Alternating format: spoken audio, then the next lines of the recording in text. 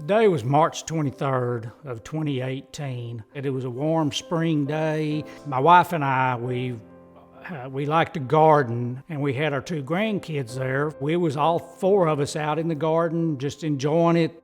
Abe and I had just started walking up towards the back of the house.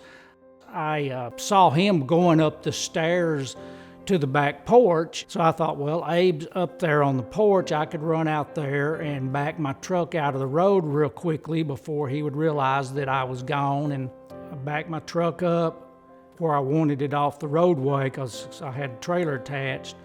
I get out of my truck, and when I walked around to the front of my truck, I could see Abe. He was laid out on the grass. I screamed at my wife to call 911, and I said, I've hit Abe. So the ambulance got there, and as soon as the EMT and the paramedic saw me holding Abe in my arms, they just motioned for me to get into the back of the ambulance. There ended up being two paramedics and an EMT that got in the back of the ambulance, and once we got him in there, one of the paramedics told the other EMT, said, let's go, we gotta get to it. She had already called for the air evac to respond. Once we got to the helipad, it probably was just maybe a minute or two later, and air evac 53, the one that's stationed out of Fairfield, Texas, they had landed. When they got ready to take him out of the ambulance and load him into the helicopter, one of the flight nurses come up to me and asked for my phone number, and then the helicopter lifted off. We left. It's a 45-minute drive for us from our small town of Tigg to Waco, but I knew maybe a 15 to 20-minute air flight for them. We had just gotten into the edge of Waco when the flight nurse called and gave us an update that they had stabilized him at Hillcrest, but he had some serious injuries.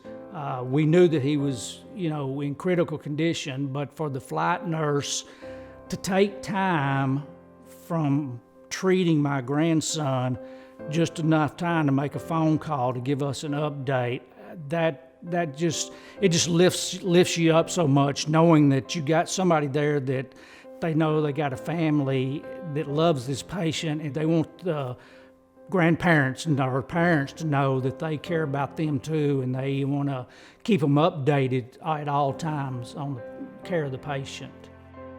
Abe spent a total of 30 days in the hospital from the day that it happened to the day that they released him. Come on, keep going.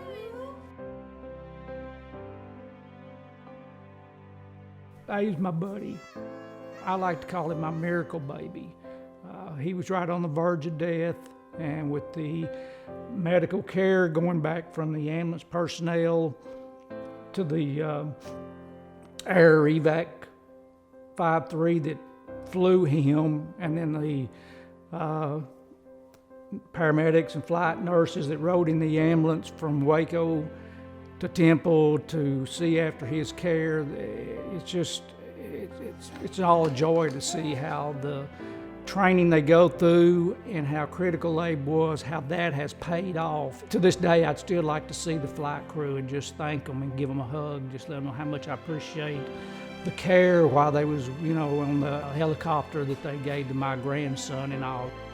We just celebrated his birthday on March the 3rd, and he turned 2 years old, and from the accident to now, you could not and cannot tell anything has ever happened to him. Abe is a strong-willed fighter.